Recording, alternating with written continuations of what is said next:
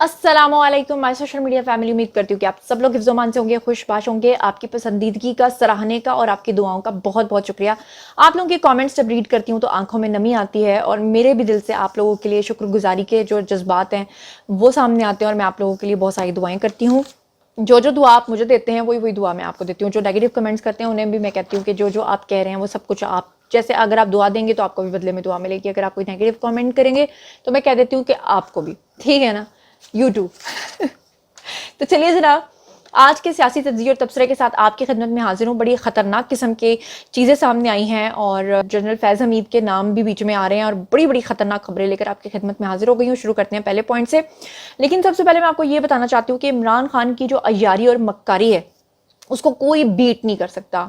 ये जो रसगुल्ले से है ना, नवाज शरीफ और शहबाज शरीफ चाहे जितने मर्जी छुटकू बने, कुछ नहीं मुकाबला कर सकते। इमरान खान ऐसी मछली है, मछली समझ लें या रेत समझ लें। रेत और मछली को दोनों को अगर आप हाथ में लेकर पानी के अंदर हाथ करेंगे तो आप जब मुट्ठी खोलेंगे तो मुट्ठी खाली होगी, रेत भी फिसल चुकी होगी और मछली भी फिसल चुकी होगी।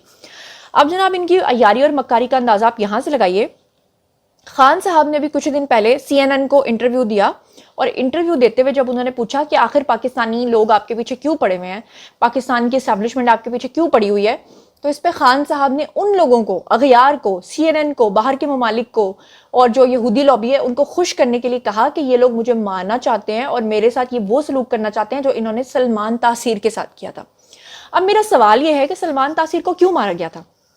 सलमान तासीर को तो इसलिए मारा गया था कि वो तो ब्लास्फेमी की बात थी बीच में, वो तो खत्म नबूवत के ऊपर हर्फ आने की बात थी।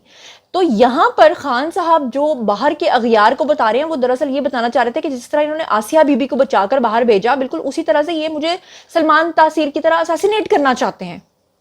ये देखें जरा इनकी चालाकी। और अब खान साहब की जरा दूसरी चालाकी मुलाहिजा फरमाएं कि खान साहब ट्विटर स्पेस के ऊपर आते हैं और ट्विटर पे आकर वो पाकिस्तानियों को किस तरह से खिलाफ करते हैं। वो कहते हैं कि ये लोग मुझे मार देंगे, ये मुझे इसलिए मारना चाहते हैं क्योंकि मैंने रूनियत के ऊपर, जो वो रूहानियत को रूनियत कहते हैं, तो कहते हैं मैंने बेसिकली रूनियत के ऊपर जो अल कादर यूनिवर्सिटी बनाई थी, तो क्योंकि मैंने इस्लाम के लिए ये खिदमत जो है वो दी है सरअंजाम, तो उस यूनिवर्सिटी को बनाने के जुर्म की पादाश में जो है ना ये लोग मुझे असैसिनेट करना चाहते हैं। यानी पाकिस्तानियों को मजहब के नाम पे उनके जज्बात को भड़का रहे हैं और बाहर के ममालिक में कह रहे हैं कि ये उनको सलमान तासीर की तर्ज पे ये सब कुछ करना चाहते हैं।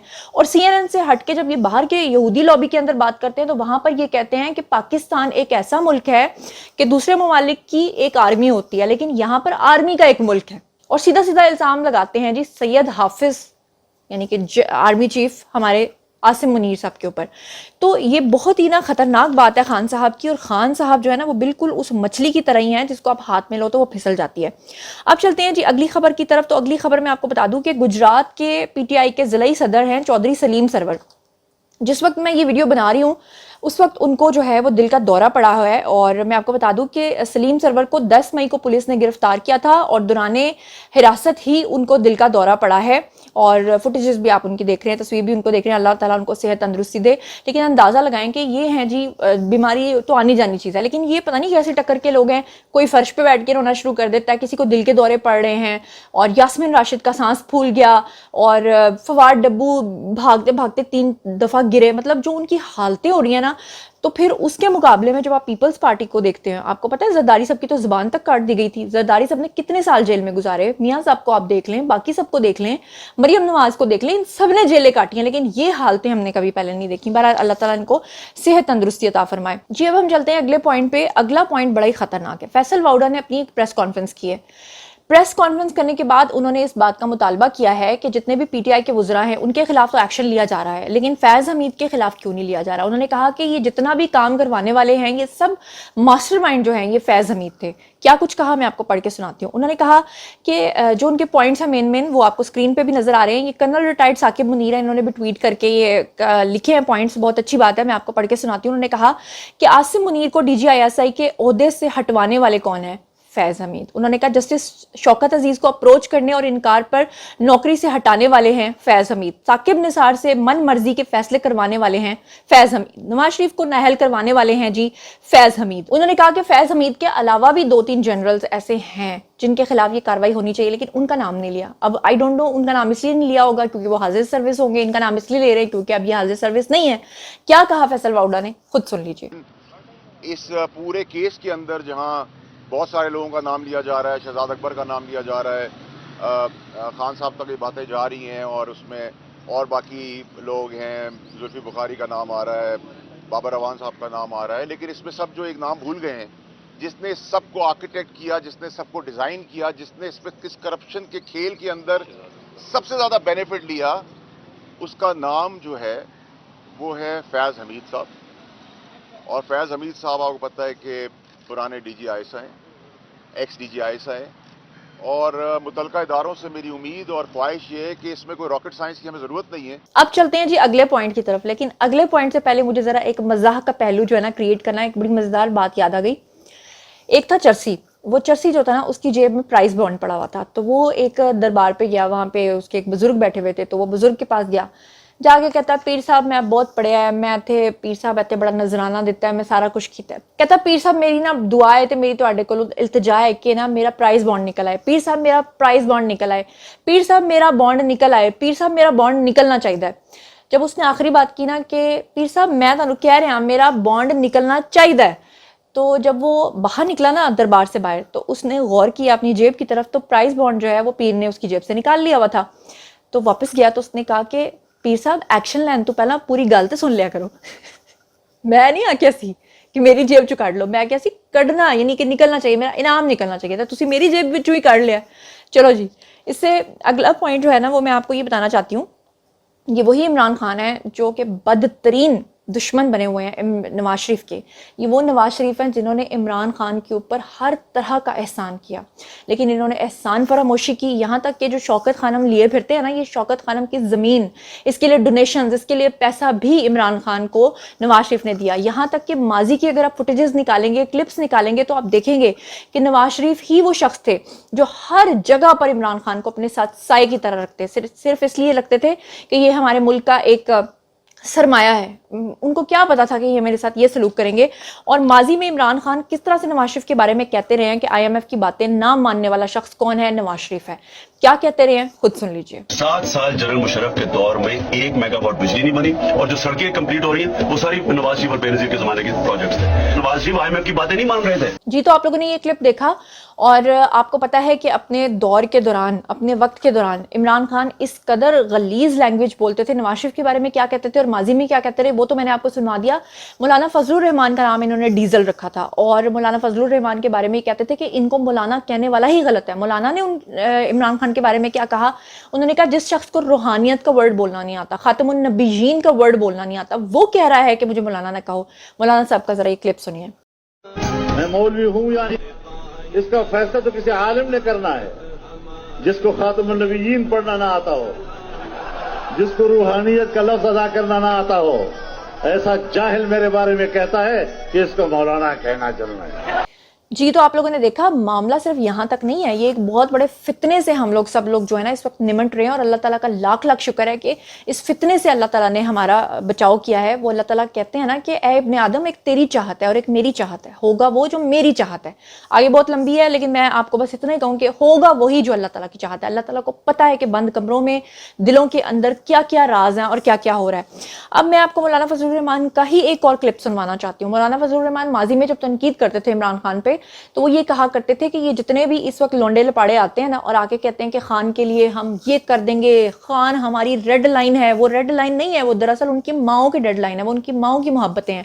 میں آپ کو کلپ سنوانا چاہتی ہوں جس میں ایک لڑکی کہہ رہی ہے کہ میری ماں جو ہے وہ شادی کرنا چاہتی ہے عمران خان سے اور میرے باپ کو کوئی اعتراض نہیں ہوگا. اور میں آپ کو کلپ دکھانا چاہتی ہوں جس میں ایک شخص کہہ رہا ہے کہ میری ولدیت میں بھی عمران خان کا نام ڈال دو، میرے باپ کو کوئی اعتراض نہیں ہوگا. اور میں آپ کو اور بھی بہت ساری چیزیں دکھانا چاہتی ہوں. یہ ذرا دیکھیے گا کہ کیا مولانا صاحب جو ہیں انہوں نے ماضی میں جو الزامات لگائے وہ صحیح تھے یا غلط تھے. نعوذ باللہ، ایسے لوگ کہ جو کہتے ہیں کہ اگر ہماری ماں کے ساتھ زنا کرے گا تب بھی ہم اس کو ووٹ دیں گے. امی کیا چاہتی ہیں عمران خان کے لیے؟ وہ عمران خان سے شادی کرنا چاہتی ہے. آپ کے ابا کچھ نہیں بولیں گے؟ نہیں. صاحب جو ہیں وہ آپ کے وردیت کے کھانے میں خان صاحب کا نام لکھا جائے. ہاں جی، میں کہتا ہوں عمران خان صاحب، شیخ شکیل ولد عمران خان نیازی. تو ID کارڈ پر بھی چینج کروائیں. میں ID کارڈ کے لیے بھی گیا تھا ناظرہ، میں نے کہا یہاں پر آپ عمران خان نیازی لکھ دیں. اب آپ نے پوچھا آپ کے گھر میں کوئی اعتراض یہ ہو، بھائی کسی کا کوئی اعتراض نہیں. آپ کے والد صاحب نے نہیں کہا کہ یار میں آپ کا والد ہوں اور آپ جو ہے خان صاحب کو والد بنا رہے ہیں؟ भाईजान वाली साहब ने तो फिर औलाद को ही देखना है ना, 2-4 बच्चे घर में देखने। खान साहब पूरे मुल्क को देख रहे हैं, एक मैं ही नहीं हूँ, पूरे पाकिस्तानी अवाम आने वाले वक्त में उन्हें बाप माने।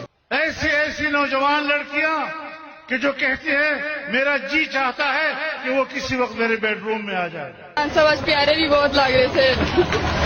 खान साहब को क्या कहना चाहेंगे? बहुत कुछ कहने को दिल कर रहा है, बेडरूम में आ जाए। जी, तो आप लोगों ने ये क्लिप देखा और आप यकीन कीजिए कि अभी कल मेरी एक यूतिया भाई के साथ बात हुई। मैं क्लिनिक में गई हुई थी चेकअप के लिए, थोड़े सेहत के मसाइल थे, तो यहाँ पे मुझे वो आई हुई। तो बहरहाल तो वहाँ पे एक यूतिया भाई मुझे कहता है कि मैंने उसे पूछा कि खान साहब ने कौन से ऐसे काम किए जिसकी वजह से आप खान साहब के साथ हैं।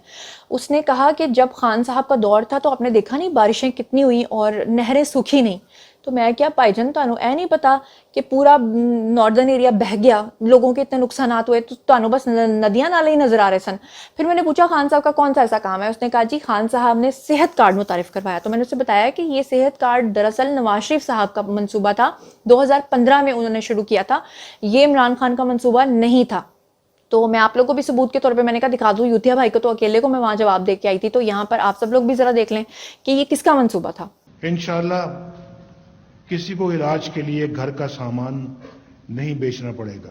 आज जिला कोयटा के 76,000 खानदानों को हेल्थ कार्ड जारी किए जा रहे हैं कि वो अवाम जो प्राइवेट अस्पतालों से इलाज कराने की ताकत और अच्छा, एक और मजे की बात याद आई कि वो यूथिया भाई मुझसे ना ये गिला कर रहा था। वो कहता है कि पिछले दिनों जो ये शेल्स फेंक रही थी ना पुलिस, तो हवा का रुख जो है वो उस तरफ गया कि वो हवा का रुख जिस तरह को गोलियां होती थी ना उसके ऑपोजिट साइड पे चलता था, क्योंकि खान साहब एक वली हैं। उसने जब ये बात की तो मेरे जहन में एक खातून का वीडियो आ गया, वो जो एक कादियानी खातून मुबैना तौर पे कहते हैं कि वो खातून है।